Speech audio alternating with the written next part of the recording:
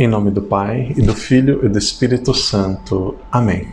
Queremos começar mais um retiro online. Agora nós vamos chamar este retiro de fim de semana com Maria. Vamos começar rezando, pedindo a intercessão de Maria, nossa Mãe, Maria, Mãe da Igreja.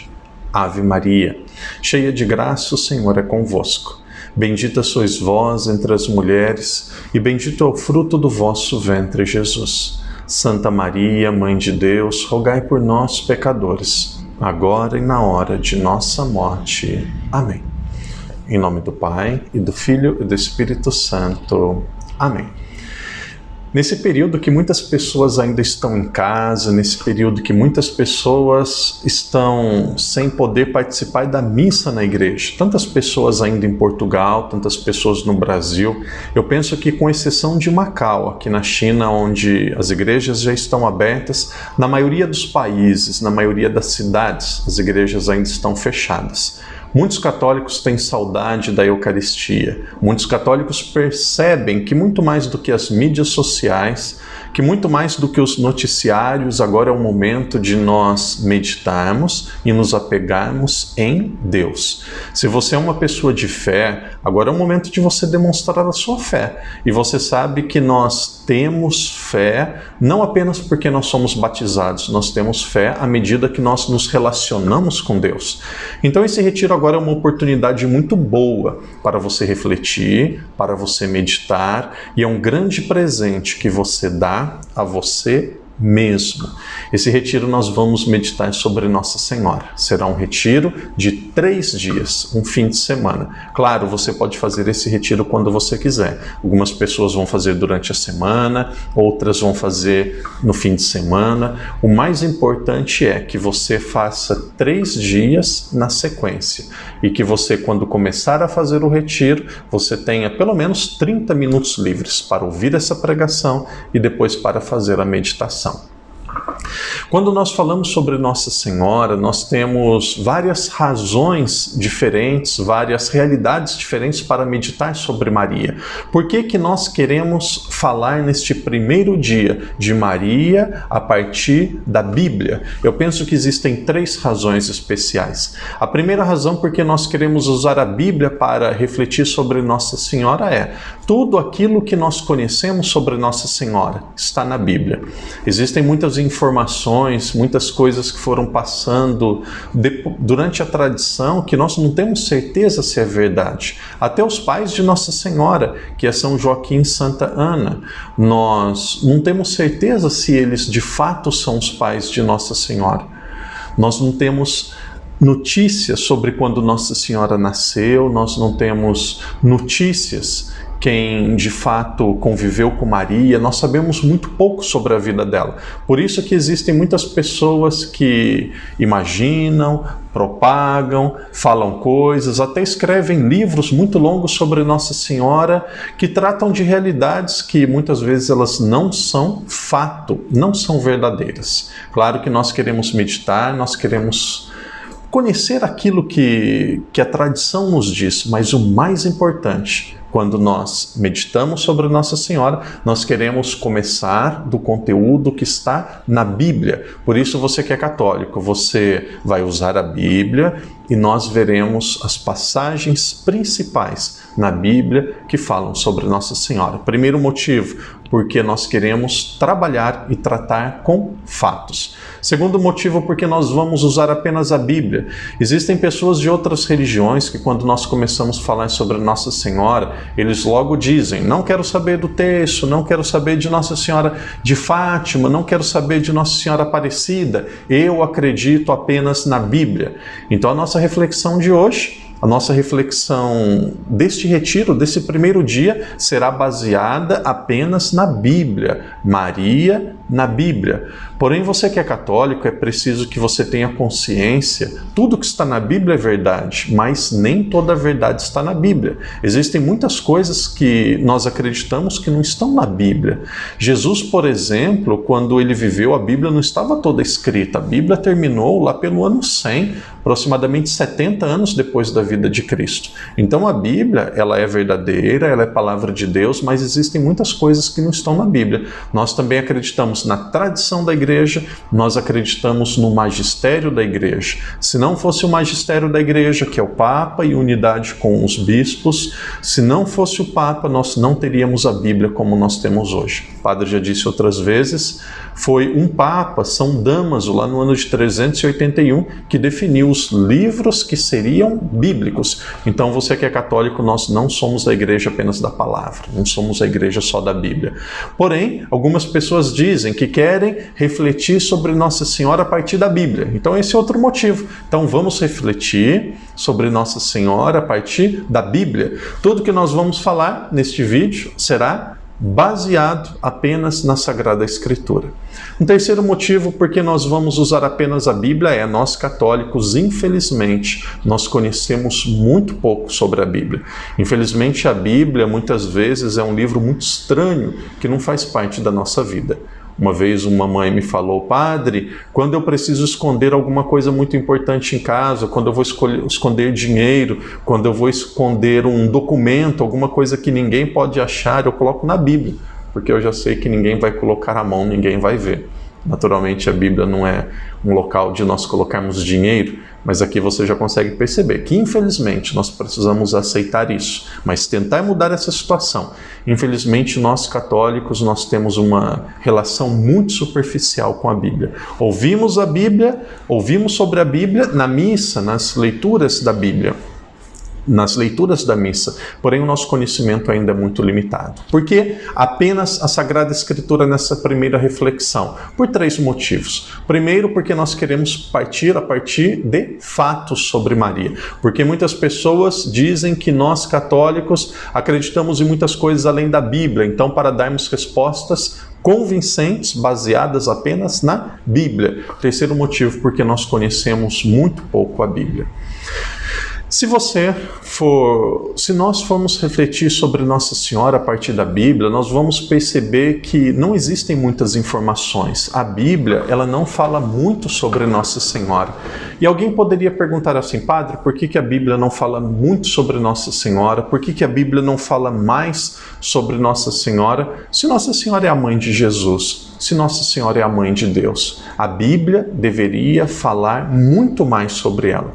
Então aqui existem dois motivos principais por que a Bíblia não fala mais sobre Nossa Senhora. Primeiro motivo nós queremos chamar de motivo teológico. E o segundo motivo nós vamos chamar de um motivo espiritual. Qual que é o motivo teológico? A Bíblia foi escrita para nos descrever e nos mostrar a história da salvação. Então, aquilo que está na Bíblia é apenas aquilo que é extremamente necessário para a nossa salvação. A Bíblia foi escrita para falar de Deus. A Bíblia foi escrita para tratar diretamente da mensagem que Deus iria salvar o ser humano. Se a Bíblia foi escrita para falar diretamente da mensagem de salvação, por mais que Maria seja importante, Maria não é o centro da Bíblia. Então, a Bíblia fala de Nossa Senhora naquilo que é extremamente necessário. O segundo motivo nós vamos chamar de motivo espiritual. Existe um grande santo da igreja, São Luís Grignon Maria de Montfort.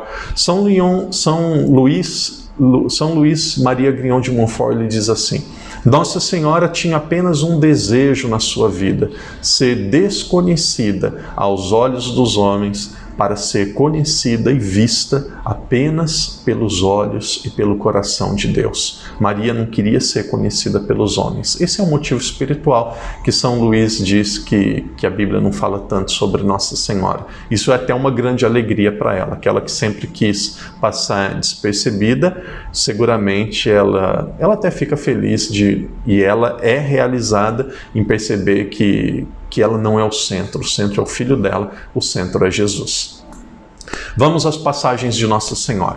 Nós queremos dividir essa reflexão em três momentos diferentes. O primeiro momento dessa reflexão nós vamos chamar acontecimentos antes do nascimento de Jesus, depois os acontecimentos durante a vida de Jesus, e por fim nós vamos chamar de acontecimentos durante a morte de Jesus e depois da ressurreição de Jesus. Então nós podemos encontrar Nossa Senhora na Bíblia nesses 3 momentos diferentes. O primeiro momento que nós encontramos Nossa Senhora na Bíblia foi quando o anjo apareceu a Nossa Senhora no Evangelho de São Lucas. O anjo apareceu a Nossa Senhora e disse que ela seria a mãe do Salvador.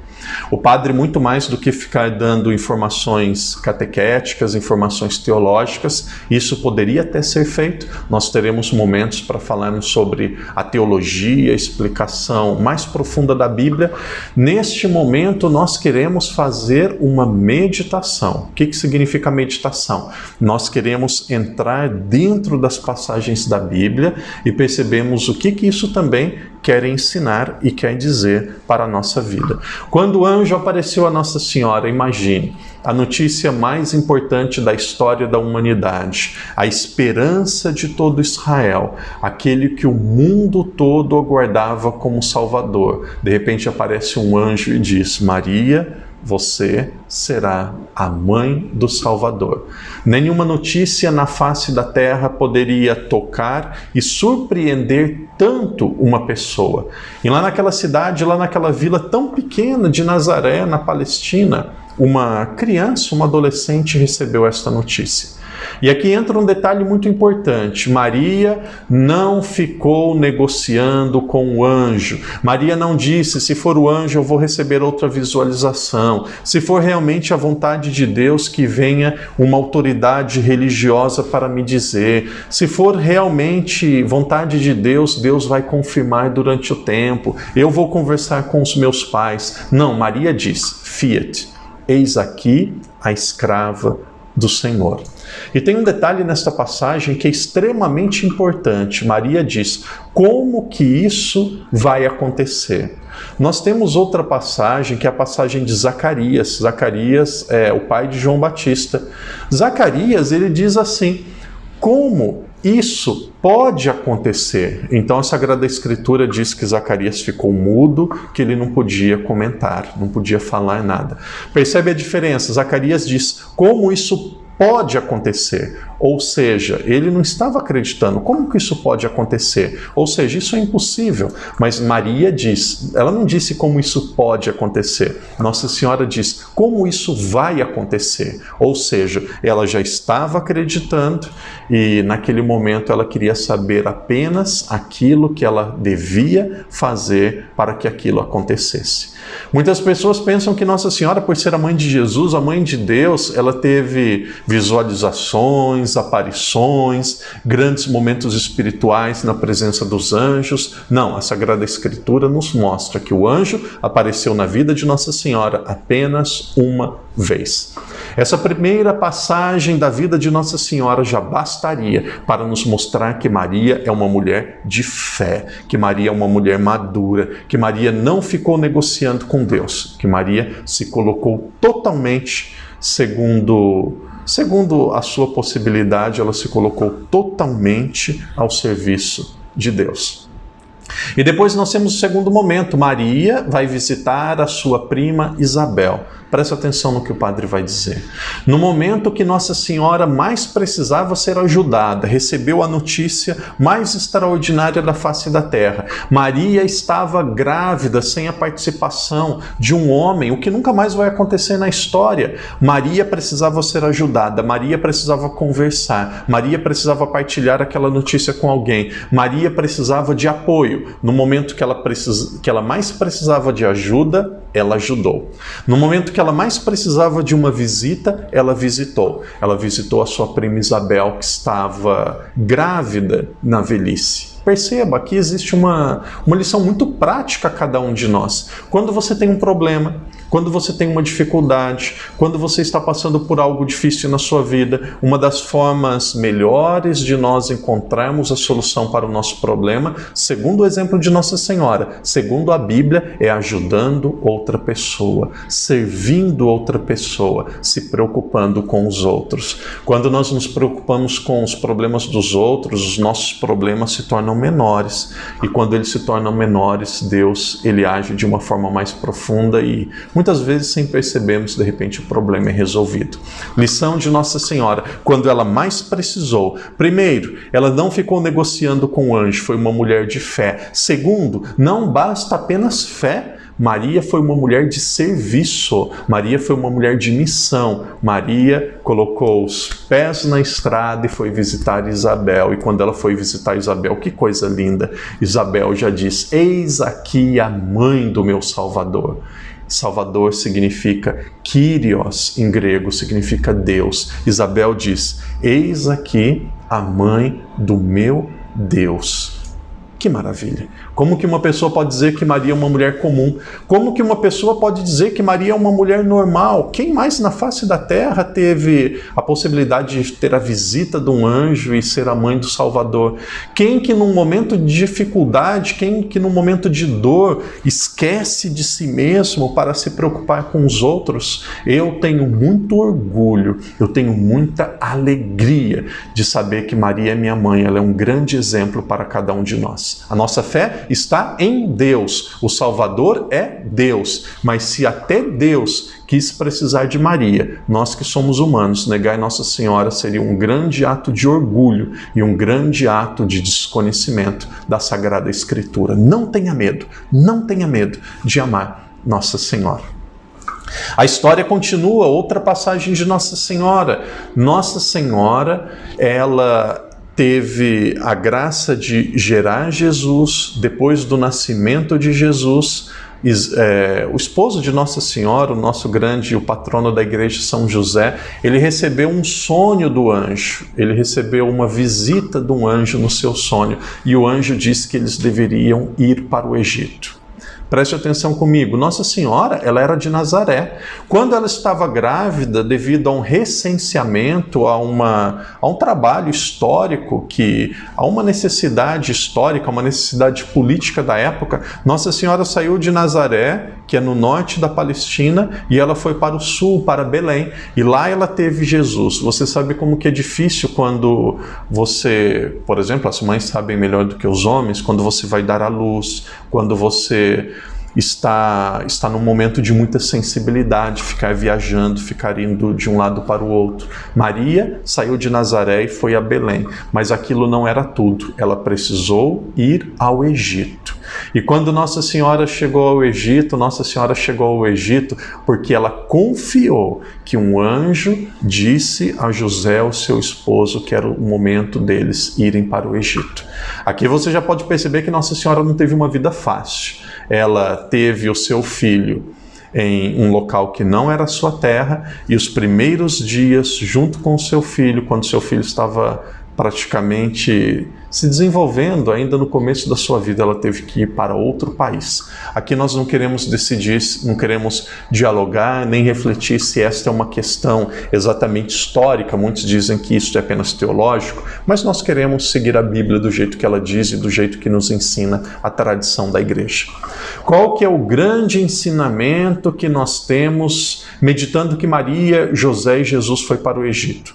Eu comecei a meditar a partir dessa perspectiva depois que eu saí do Brasil. Quando o meu superior me convidou para essa missão que eu estou, primeiro eu fui para os Estados Unidos, depois fui para as Filipinas, depois para Hong Kong e agora eu estou em Macau. Aqueles que moram fora do Brasil, muitas pessoas já moraram, muitas pessoas vivem fora do Brasil. Quem mora fora do Brasil sabe que é difícil ser estrangeiro. Você não tem tantos amigos, demora para ter amizades, você não fala a língua, você não tem a segurança civil, que é a segurança do governo. E aqui o padre diz a vocês, quando você está no seu país, quem está no Brasil, quem é brasileiro está no Brasil, quem é português está em Portugal. Quando você estiver no seu país, acolha bem os estrangeiros. Não diga que o estrangeiro o imigrante está no seu país apenas para levar vantagens, que cada um deveria ir para o seu país. Não trate mal um estrangeiro. Por quê? Porque a Sagrada Família foi estrangeira. Jesus foi estrangeiro. Jesus, quando era um bebê de colo, ele foi estrangeiro no Egito. Se você queria que Jesus fosse bem tratado, então trate bem os estrangeiros. E preste atenção, Maria não teve uma vida fácil. Maria precisou viajar, Maria precisou acreditar mais uma vez num sonho, não naquilo que era um sonho dela, mas naquilo que era um sonho de José. Aqui eu percebo que Maria e José já tinham todos os motivos para começarem a brigar. Quantos casais que brigam por coisas tão pequenas? Eu imagino no lugar de Nossa Senhora, ela poderia dizer: José, esse é o meu primeiro filho, você não tem nada melhor para oferecer para mim do que um local onde os animais dormem, do que um curral de cavalo? Do que uma manjedoura como essa? Você não tem nada melhor para oferecer para mim no meu primeiro filho? Se esta é a sua cidade, se você é descendente de Belém, como que você não conhece ninguém? Maria poderia dizer isso.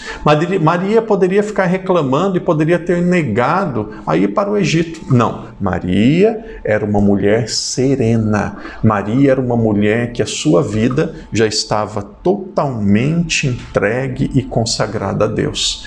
E aqui eu me recordo uma das frases quando eu entrei no seminário, eu fui desenvolvendo, foi aumentando o meu desejo de ser padre. Chegou um momento da minha vida, eu disse para mim mesmo: Daniel, é preciso perder o caminho de volta.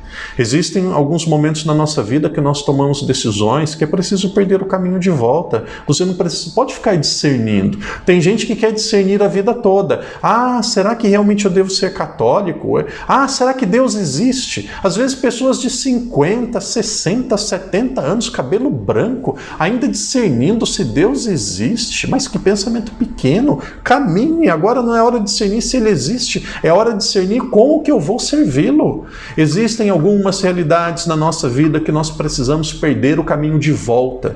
Nós não precisamos ficar pensando sobre coisas que não são tão necessárias a cada um de nós. Maria não se pertencia a si mesma. Maria pertencia-se apenas a Deus. Que alegria, que orgulho de Nossa Senhora. O texto continua dizendo que quando Nossa Senhora, e aqui é um texto um pouco anterior, quando o menino Jesus tinha 8 dias, uma semana de vida, Jesus precisava, como era costume dos judeus, ser apresentado ao templo, ser oferecido ao templo. Nós temos aqui a apresentação de Jesus. E conta a história que na apresentação de Jesus havia um homem, um servo de Deus, um judeu bem idoso, o nome dele era Simeão. E aquele homem, quando ele viu Nossa Senhora com o menino, com Jesus no colo de Maria, aquele homem se exultou de alegria, aquele homem ficou extremamente alegre, e ele diz: agora eu já posso morrer, ele disse: agora eu já posso ir em paz, porque os meus olhos viram o Salvador. Aqui foi um refresco a Nossa Senhora. Aqui eu penso que foi como um pouquinho de açúcar no remédio amargo de tantos sofrimentos que Maria já tinha dito. Ali foi como se fosse uma confirmação. Ali era uma palavra profética dizendo a ela: os meus olhos viram o Salvador, eu posso ir em paz. Maria, com aquele menino, com aquela criança de 8 anos de idade, ali era Deus confirmando para ela novamente que ela tinha nos seus braços o Salvador. Olha, algumas pessoas dizem que Maria é uma pessoa comum. Algumas pessoas ficam falando com Deus, rezando, querendo se encontrar com Deus. Maria teve Deus no seu próprio braço. Maria teve Deus no seu próprio ventre. Maria teve que cortar, ou foi José, cortou o cordão umbilical, porque Maria e Deus eram apenas um, não só misticamente, fisicamente. Quem mais na história da humanidade pôde ter uma graça tão grande como essa? Olha, uma pessoa que não ama Nossa Senhora, uma pessoa que ataca Nossa Senhora, uma pessoa que acha que Nossa Senhora é uma pessoa comum, com todo respeito. Essa pessoa, ela está doente espiritualmente. Essa é uma das grandes estratégias do demônio, fazer que cada um de nós nos afastemos das coisas mais lindas.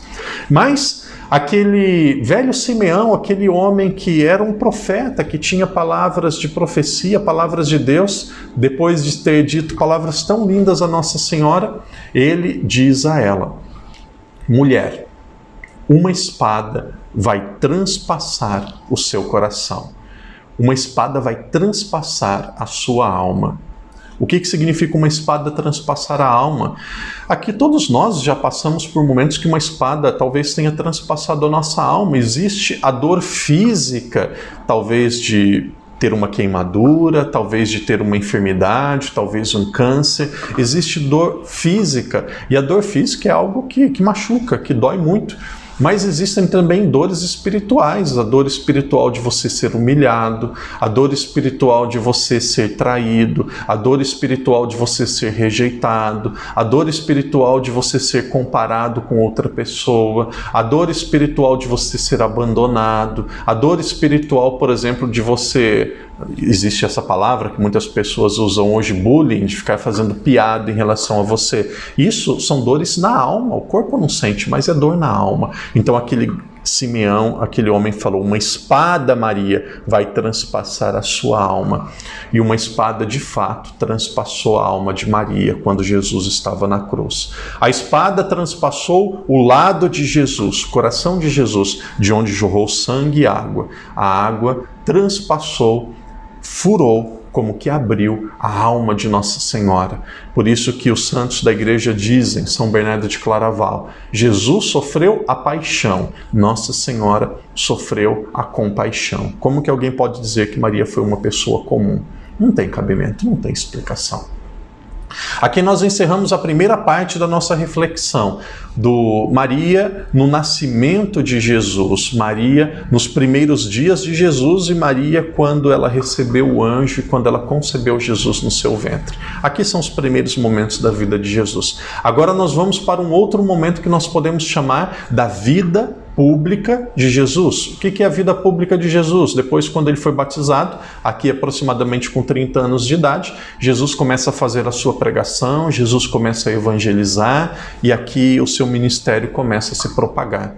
Qual foi o primeiro milagre que Jesus realizou? Todos nós sabemos, ou praticamente todos nós sabemos. O primeiro milagre que Jesus realizou foi em Caná da Galileia. Jesus transformou a água em vinho. Aqueles que já tiveram a oportunidade de ir para a Terra Santa, aqueles que já tiveram a oportunidade de ir para Caná da Galileia, devem ter percebido que na entrada do templo, na entrada daquele lugar que aconteceu aquela festa, que hoje é uma igreja, a igreja de Caná da Galileia, existem seis talhas muito grandes. O texto diz que Jesus transformou 6 talhas de água em vinho. Cada talha cabia aproximadamente 100 litros de vinho. Então Jesus transformou aproximadamente 60 litros de água em vinho. Quando nós olhamos para essa passagem, eu tive uma grande graça, um dos dias inesquecíveis da minha vida. Eu celebrei um casamento, tive a oportunidade de celebrar um casamento em Caná da Galileia, casamento do Rodrigo e da Priscila, lá de Belém do Pará. Foi uma grande alegria. O Fred, da banda Dom, estava cantando e cantou no dia daquele casamento. Que coisa maravilhosa. E eu faço a seguinte pergunta: por que Jesus transformou apenas, ou tudo isso, por que Jesus transformou 6 talhas de água em vinho? Por que foram 6 talhas? Existe um sentido teológico, mas eu gostaria de ver um sentido prático. Por que foram 6 talhas? Porque eles ofereceram apenas 6 talhas. Se tivessem oferecido 3, seriam 3 talhas. Talvez se tivessem oferecido 100 talhas, Jesus teria transformado, teria realizado o milagre em 100 talhas. Isso significa, o que Jesus transforma na nossa vida? Qual o tamanho do milagre de Jesus na nossa vida? Jesus transforma aquilo que nós apresentamos a Ele. Jesus respeita a nossa liberdade. Nem mais, nem menos. Tudo que nós ofertamos a Ele, Ele transforma. Se você ofertar o seu trabalho vai ser transformado. Se você ofertar os seus dons serão transformados. Jesus transforma aquilo que é oferecido. Jesus respeita a nossa liberdade. Nós podemos observar que aqui havia uma festa de casamento. Naquela época era uma festa de casamento. O casamento acontecia em 2 momentos diferentes. O primeiro momento do casamento era o noivado. Quando as pessoas eram noivas, quando acontecia o noivado, aquilo já era considerado um casamento. Eles já tinham um compromisso para sempre um com o outro. Na maioria dos casos ainda não ficavam na mesma casa. Porém, havia um momento onde era o momento da grande festa, onde tinha o encontro nupcial entre os dois, que era o momento do casamento. Os casamentos demoravam cerca de uma semana de festa. Por isso que, para o pai, da noiva era um motivo, para o pai da noiva e do noivo, para os pais daquela família era um motivo de grande tristeza, de grande vergonha, perceber que não havia vinho, perceber que a festa ela tinha se acabado por falta de precaução e falta de dinheiro da família. De repente aquela festa, Maria convidada, Jesus convidado, os apóstolos também lá, seguramente era um conhecido de um deles, de repente faltou o vinho. E Nossa Senhora aproxima-se de Jesus e diz: filho, eles não têm mais vinho.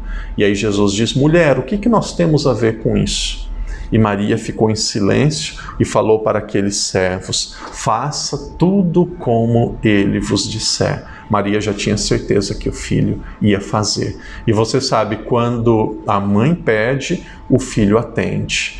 E aqui entra um detalhe muito importante, e aqui eu gosto de relacionar muito esse texto com a visita de Nossa Senhora a Isabel. Como que Nossa Senhora ficou sabendo que não tinha vinho?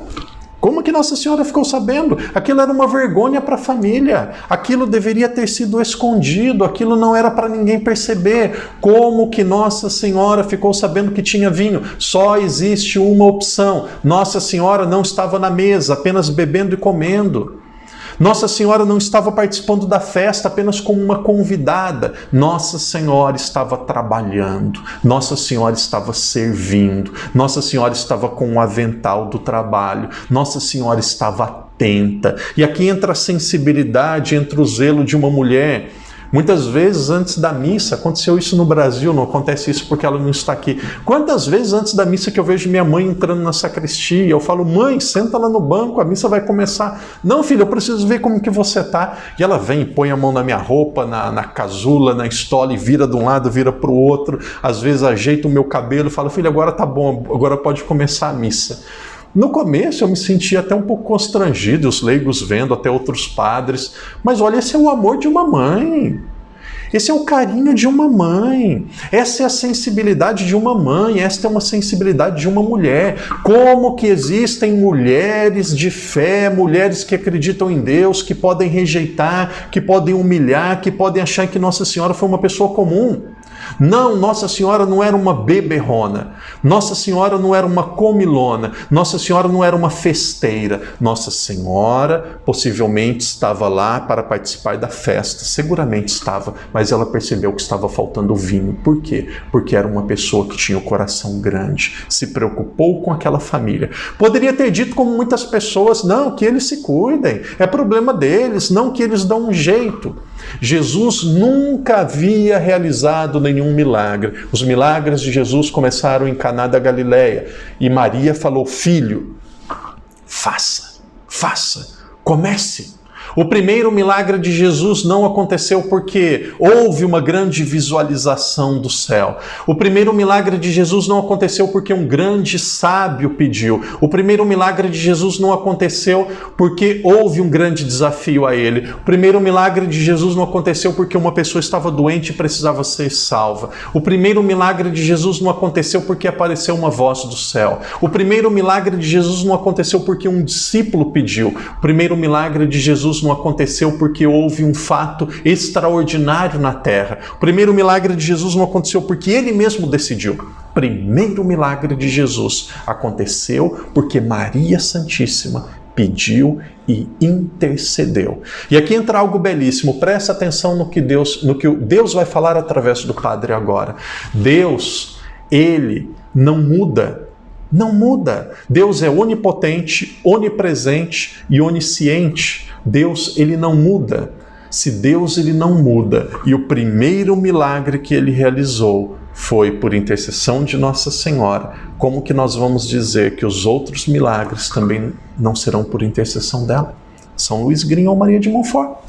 Se Deus não muda, e o primeiro milagre foi por intercessão de Maria, por que os outros não serão? Nós estamos dizendo que Deus muda. Se Maria pôde interceder, e o padre vai dizer outro dia novamente, presta atenção novamente no que o padre vai dizer. Se Maria foi capaz de interceder naquela festa de casamento por Jesus, Por que agora do céu ela não intercede mais? O que é o céu? O céu é a plenitude da realização humana, a plenitude da bondade do ser humano na sua mais alta capacidade em relacionamento com Deus. Em outras palavras, tudo que é bom na terra, no céu nós vamos ter muito mais. Tudo que é bom na terra, tudo que é positivo na terra, no céu nós vamos ter muito mais. E agora eu pergunto, Maria, na terra ela intercedia, Maria na terra ela pedia, e se o céu é muito maior do que a terra? Na terra Maria podia pedir, será que no céu ela não pode pedir? Na terra, Maria abriu a sua boca e pediu ao anjo. Será que agora no céu Maria pediu ao filho? Será que agora no céu Maria está de boca fechada? Será que agora no céu Maria não intercede? Na terra ela intercedia, agora no céu ela não intercede? Não, Maria é medianeira de todas as graças. Maria era sensível na terra e é sensível também no céu. Jamais tenha medo de pedir a intercessão de Nossa Senhora. Perceba que coisa linda. Primeiro milagre por intercessão de Maria. Olha, o padre gostaria de falar 10 horas sobre Nossa Senhora. E deixa eu abrir um parênteses, tem uma grande vantagem ter um canal, ter um espaço no YouTube, porque aqui ninguém vai falar que a homilia do padre está longa demais. Ninguém vai falar que o padre fala muito. Se alguém não gosta, é só não assistir.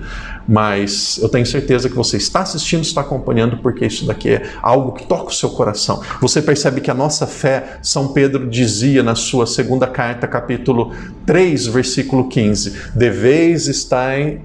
nós devemos estar preparados para dar motivos da nossa fé, da nossa esperança. Conhecer Maria. O padre não está falando de tradição religiosa, o padre está falando de tradição bíblica. Estamos vendo Maria apenas na Bíblia.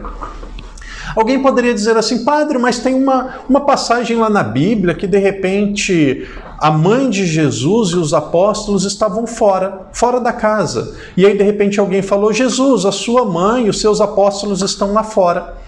E aí Jesus diz, quem é minha mãe? Quem são meus irmãos?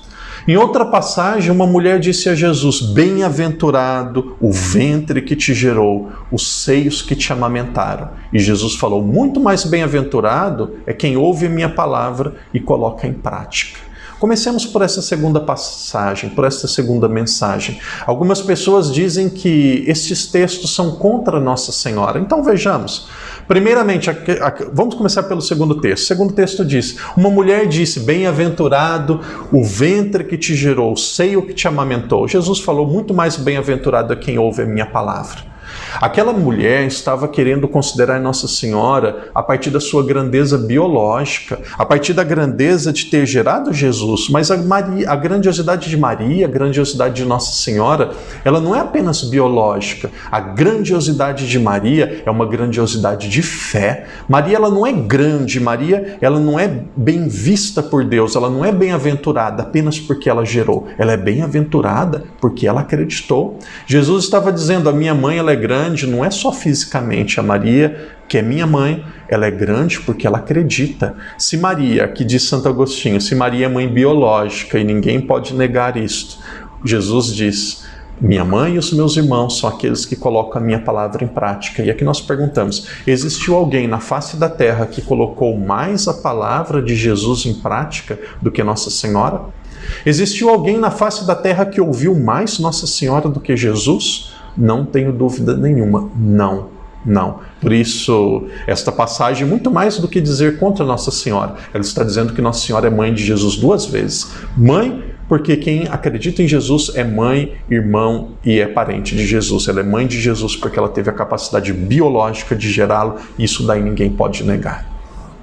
Perceba nesta frase, nesta sentença, aqui na vida pública de Jesus, Nossa Senhora ela foi se afastando, nós não encontramos Nossa Senhora na multiplicação dos pães, não encontramos Nossa Senhora nos grandes milagres, em pouquíssimos momentos na vida pública Nossa Senhora aparece. É interessante que nos momentos difíceis ela estava lá, nos momentos de alegria, de festa, ela desaparece. E aqui entra algo fantástico, aqui entra algo belíssimo. Nossa Senhora, Maria Santíssima, ela sabia que era o momento da filiação, era o momento da maternidade biológica diminuir, ou seja, era o momento dela desaparecer como uma mãe física de Jesus. Era o momento da família de Jesus humana desaparecer para Jesus começar uma nova família, que era a família com a humanidade. Nossa Senhora sabia que ali Jesus estava construindo uma nova família, que aquela família precisava de tempo, precisava de dedicação. Quem que era aquela família? Aquela família eram os apóstolos, era a igreja. Veja uma mãe que ama o seu filho, veja uma mãe madura. Quando o seu filho está estudando, preparando para a universidade, fazendo um trabalho do colégio, um trabalho da universidade, fazendo algo importante, a mãe não fica ao redor do filho. Filho, por que você não me dá atenção? Filho, por que você não conversa comigo? Isso é amigo mimado, isso é amigo carente. Não, a mãe deixa o filho se concentrar, a mãe deixa o filho trabalhar, porque a mãe sabe que aquilo é importante, a mãe sabe que o filho precisa daquilo. Nossa Senhora desapareceu para que Jesus aparecesse e para que outras pessoas pudessem recebê-lo e crescer em relacionamento com ele. A família biológica de Jesus se afastava para que surgisse ali uma nova família, que era a igreja. Que maravilha! Maria, ela não foi uma mãe possessiva, não foi uma mãe doentia, não foi uma mãe que ficou controlando a vida do seu filho. Temos ali outra passagem, nós vamos para os pés da cruz. Maria estava aos pés da cruz de Jesus. Maria não ficou fazendo escândalo, Maria não ficou clamando por justiça, Maria estava serena. Deixa o padre dizer, se alguma outra vez você ouvir falar sobre esse título de misericórdia, esse título de Nossa Senhora, você vai dizer assim, olha, eu já ouvi um padre, lá de Macau, um padre brasileiro dizendo isso. Nós temos Nossa Senhora das Graças, nós temos Nossa Senhora das Dores. Um dia eu gostaria que alguém me ajudasse a fazer uma imagem, uma escultura de Nossa Senhora Mãe da Misericórdia. Por que Nossa Senhora Mãe da Misericórdia? Porque nós rezamos na Salve Rainha, Mãe de Misericórdia. Então Maria é Mãe da Misericórdia. Por que ela é Mãe da Misericórdia? Porque ela viu o seu filho morrendo e ela estava perdoando. E ali nós observamos as últimas palavras de Jesus. Jesus olhou e disse, mulher, eis aí o teu filho. Por que mulher? Porque o pecado entrou no mundo através de uma mulher. A salvação precisava entrar no mundo através de uma mulher. Através de Eva entrou o pecado. Do não de Eva, através do sim de Maria, entrou a salvação. Então Jesus chamou a mãe de mulher. Por quê? Porque era um contraposto à outra mulher do começo da Bíblia, que era Eva. E Jesus diz, mulher, eis aí o teu filho, filho, eis aí a tua mãe. Você percebe? Nossa Senhora, ela não ouviu de Jesus, mulher, eis aí João. Não, Nossa Senhora ouviu, mulher, eis aí o teu filho, eis aí o teu filho. E depois, olhando para o discípulo amado, Jesus diz, eis aí a tua mãe. Por que Jesus não usou a palavra João? Por que Jesus usou a palavra filho, discípulo? Por que Jesus usou essa palavra? Porque ali Jesus estava dando e concedendo uma nova missão à Nossa Senhora. A missão de ser mãe dos discípulos, das discípulas, amados e amadas de Jesus. Mulher, eis aí o teu filho. Se você é um discípulo amado de Jesus, você também é filho de Nossa Senhora. Nessa passagem nós podemos perceber que Jesus dava uma nova missão. Maria se tornava mãe da humanidade. Se você é um discípulo amado, Jesus não usou o nome de João. Se você é um discípulo amado, Maria também é sua mãe. Olha que maravilha, preste atenção no que o padre vai dizer. Jesus ofereceu tudo durante a sua vida, tempo, talentos, dons, os milagres. Jesus ofereceu tudo. Jesus deu tudo. Jesus tinha dado até a sua roupa. Jesus não tinha mais nada. Só tinha uma coisa que ele tinha ainda. Ele tinha sua mãe. E antes de morrer, ele oferece até a sua mãe, não a João, mas ao discípulo amado que sou eu e você. E Nossa Senhora, ela leva muito a sério as missões que são concedidas por Deus. Por isso que Maria leva a sério a missão de ser a nossa mãe. Deixe-se cuidar por ela. Última passagem, aí nós encerramos a nossa reflexão. Última passagem, Pentecostes. Pentecostes. Os apóstolos, cada um tinham ido para um lugar, cada um estavam seguindo uma realidade, um pensamento, uma vida diferente. Eles tinham percebido que era para seguir a vida deles. E de repente eles se reuniram para esperar o Espírito Santo. Quem será que teve a capacidade de unir aqueles homens? Quem será que teve a capacidade de fazer aquela comunidade que estava sendo dispersa continuar unida para receber o Espírito Santo? Foi Maria Santíssima. Maria Santíssima, ela teve a capacidade de unir todos os apóstolos. Existia uma pessoa na história, uma pessoa na face da terra que já tinha o Espírito Santo. Uma pessoa já tinha o Espírito Santo, Nossa Senhora. Por que Nossa Senhora já tinha o Espírito Santo? Porque ela era esposa espiritual do Espírito Santo. Por obra do Espírito Santo, ela gerou Jesus. Ela não teve conhecimento nem concepção a partir de um homem. Ela teve a concepção de Jesus a partir do Espírito Santo. O que isso significa? O que isso significa? Maria já tinha o Espírito Santo, porque ela era esposa do Espírito Santo. Ela concebeu por obra do Espírito Santo, mas mesmo recebendo e já tendo o Espírito Santo, Maria Santíssima estava lá para interceder, para rezar e para ver o Espírito Santo descendo sobre os apóstolos. Perceba, ela não precisava, ela estava, porque Maria era um sinal de unidade. Maria não é um sinal de divisão, Maria não é um sinal de briga, Maria não é um sinal de polêmica, Maria é um sinal de amor e de unidade. Nós teríamos outras passagens que falam indiretamente de Jesus na Bíblia. Em Gênesis tem a passagem de Eva dizendo um não, e Maria é a nova Eva, Maria diz sim.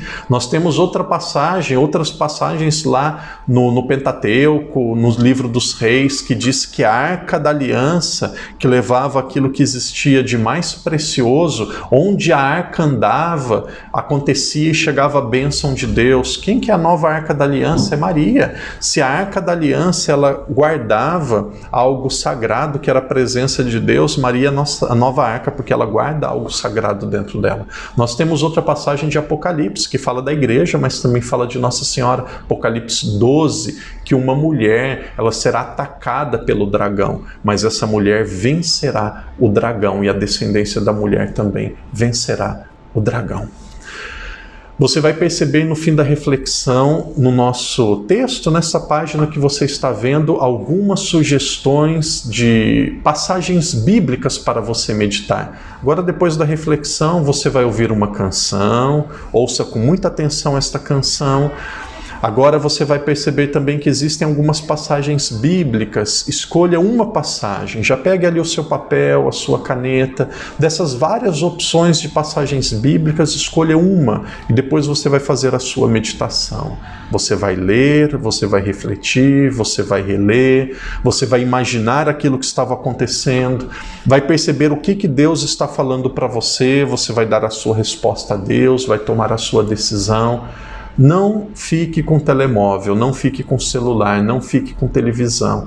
As famílias que estão assistindo juntas a este vídeo agora, cada um vai para um lugar diferente, cada um vai fazer o seu retiro. Depois que você escolher a sua passagem, agora vocês já estão vendo as passagens para serem escolhidas. Depois que você escolher a sua passagem, o texto da Bíblia, você vai ouvir esta canção e depois da canção você vai rezar sozinho. O padre encerra dizendo, uma das passagens mais lindas de toda a Sagrada Escritura, Maria, quando ela canta ao anjo, no Magnífica de Nossa Senhora, ela diz: todas as gerações hão me proclamar bem-aventurada. Todas as gerações hão me proclamar bem-aventurada. Ela não diz apenas aqueles que estavam lá, todas as gerações. Eu sou parte desta geração que proclama Maria bem-aventurada. E você? Uma pessoa que ama e proclama Maria bem-aventurada é uma pessoa que está proclamando uma verdade da Sagrada Escritura. Que Deus te abençoe, que Deus te ajude, que você possa continuar até o último dia deste retiro, meditando e refletindo. Que estas meditações ajudem você a se aproximar mais de Nossa Senhora e, consecutivamente, de Jesus, nosso Senhor. Ave Maria, cheia de graça, o Senhor é convosco. Bendita sois vós entre as mulheres, e bendito é o fruto do vosso ventre, Jesus. Santa Maria, Mãe de Deus, rogai por nós, pecadores, agora e na hora de nossa morte. Amém.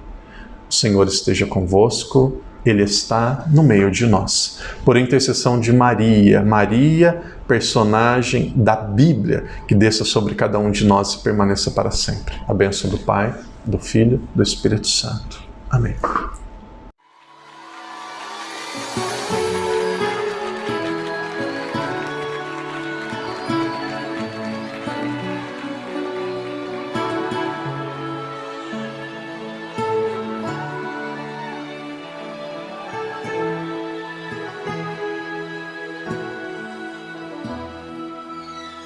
Quem serás tu, criatura bela, que encheu meu quarto com tua luz? O teu olhar me trouxe a paz, tua presença me refaz. Eu sou o anjo Gabriel, em nome do Senhor, darás a luz ao Salvador, serás a mãe do Emanuel.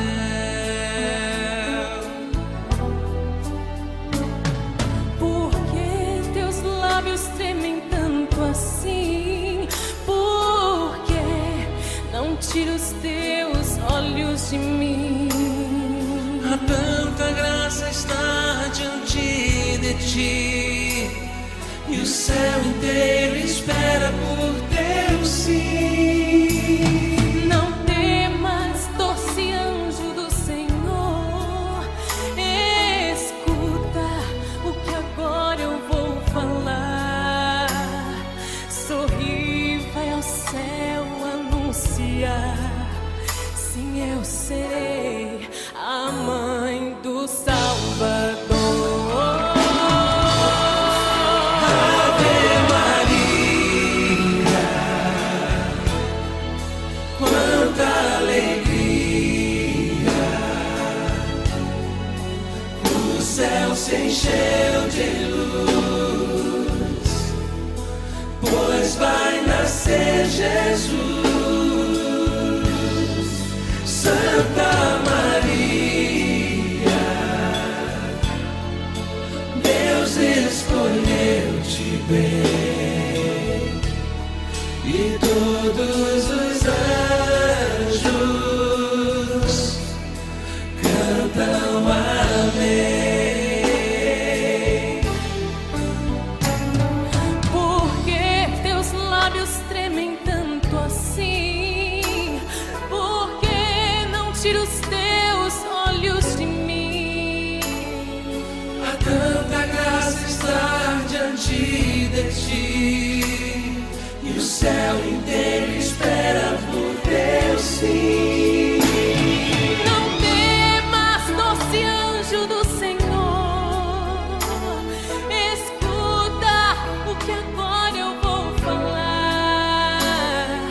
Sorri, vai ao céu anunciar, sim, eu serei a mãe do Salvador. Ave Maria, quanta alegria,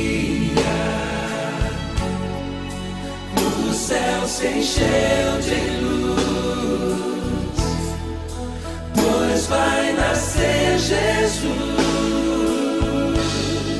Santa Maria,